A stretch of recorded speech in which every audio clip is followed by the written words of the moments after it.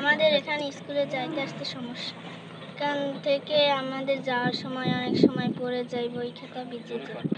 আমার এই জায়গায় যাতায়াতের জন্য অনেক ক্ষতি হয়, এজন্য আমার বাবা মা আমাকে আগুয়ে দিতে সাহায্য করে। আমি পঞ্চম শ্রেণীতে পড়ি। এই হাক্কা দিয়ে যাতায়াত করার সময় আমরা অনেক সময় পড়ে যাই, সাঁতার পারি না, এটার জন্য আমাদের একটা ব্রিজ দরকার। মজিমপুর মাদ্রাসায় পড়ে, এরা আসা যাওয়া করে, এই জন্য আমাদের এখানে প্রত্যেকদিন আগুই দেওয়া হয়। আমরা এখানে এখন একটা ব্রিজ চাই। আমি দাঁড়াইছি যে জায়গায় একটা ব্রিজের দরকার। আমার বাচ্চা প্রতিদিন স্কুলে আসে, যে হাক্কা ভাঙে না, আমার ছেলে পড়ে যায় না, কি করে, টেনশনে আমরা বাড়িতে স্থিরভাবে থাকতে পারি না। তাই এই জায়গায় যদি একটা ব্রিজ হয় আমরা একটু নিরাপত্তা থাকতে পারবো এবং টেনশন মুক্ত হব।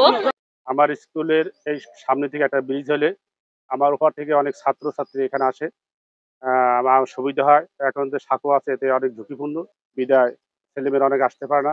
একটা ব্রিজ হলে আমাদের এই ছাত্রছাত্রী এবং অভিভাবক উদ্যোগ অনেক সময় মা সমাবেশ আসে, অভিভাবক সমাবেশ হয় এইসব। এবং আমার এখান থেকে মধুর মাদ্রাসা এবং আমার সহকারী শিক্ষক তিনি প্রতিদিন ওই মহিপুর থেকে আসে। 10টা শিক্ষা প্রতিষ্ঠান এখানে জড়িত আছে। এখান থেকে একটা ব্রিজ হয়, আমাদের এলাকার শিক্ষকেরা এবং ছাত্রছাত্রীরা এবং আসতে পারবে এবং অনেক সুবিধা হইবে। কৃষি পণ্য বাজারজাত করার জন্য এখানে নিকটস্থ এবং সবচেয়ে গুরুত্বপূর্ণ বাজার হলো মহিপুর বাজার। এখান থেকে ব্রিজটা হইলে ওপারের চেয়ারম্যানের সাথেও আমার কথা হয়েছে, সে মজিমপুর মাদ্রাসার ওটাকে যদি সে পাকাও না করতে পারে তাহলে ইট বেচতে দেবে। ইট বেচতে দিলে মজিমপুরের ওই রাস্তাটাই এই ব্রিজের সংলগ্ন কাছাকাছি। তাই এপার থেকে একদম বালিতলি শুরু করিয়া যে লোক এখন মহিপুরে যাতায়াত করে তাদের সকলের জন্য এইটাই হবে শর্টকাট পথ। আমাকে যে সাঁকোটা দেওয়া আছে, সাঁকোটা দিয়া কয়েকবার বাচ্চারা পড়ে গেছে।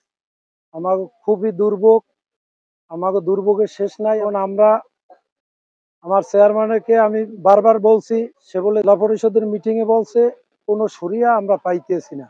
মন্ত্রী মহোদয় যেন আমার এই ব্রিজটা অতি তাড়াতাড়ি করে দেয়, এই জন্য আমার জনগণের পক্ষ থেকে 3 নম্বর ওয়ার্ডের পক্ষ থেকে আমি ইউপি সদস্য হিসাবে আমি এই দাবি করি। আমাদের পেয়ারপুর আমিনা খাতুন প্রাথমিক বিদ্যালয় সংলগ্ন এখানে যে সাঁকো আছে, এই বাঁশের সাঁকো দিয়ে আমাদের ওপারের বাচ্চারা এবার স্কুল প্রাইমারিতে আসে। যদি ঝুঁকিপূর্ণ এই সাঁকো দিয়ে একটা বাচ্চা পানি নদীতে পড়ে যায়, অ্যাক্সিডেন্ট হয়, তাহলে একটা সংসার ধ্বংস হয়ে গেল। এই জন্য আমাদের দাবি, আমাদের এপারে ডালবুগঞ্জ সরকারি প্রাথমিক বিদ্যালয়, ডালবুগঞ্জ মাধ্যমিক বিদ্যালয়, ডালবুগঞ্জ কলেজ এবং এখানে আমিনা খাতুন সরকারি প্রাথমিক বিদ্যালয় সহ ওপারে মজিমপুর সিনিয়র মাদ্রাসায় ছাত্রছাত্রী এপার থেকে যাতায়াত করে, ওপার থেকে স্কুলে ছেলেমেয়েরা আসা যাওয়া করে। এবং আমাদের এই একদম ডালবুগঞ্জ থেকে শুরু করে এই আমাদের এই এলাকার তুলোতলি হইয়া এখানে সকল জনগণ আমরা মহিপুর যাইতে এই রাস্তাটা সহজ আমাদের জন্য।